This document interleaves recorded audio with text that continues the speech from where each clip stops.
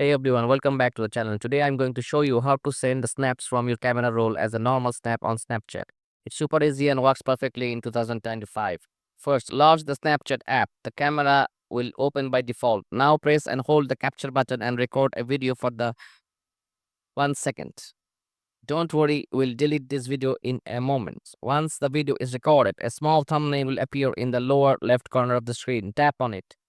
On the right side, you'll see more options, including a gallery icon. Go ahead and tap on that gallery icon to open your camera roll.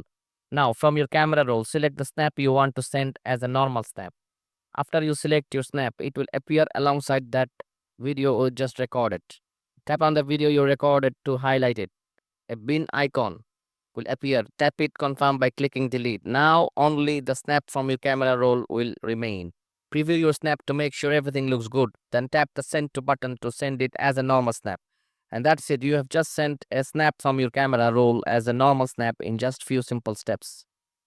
Thanks for watching and don't forget to like and subscribe for more tech tips.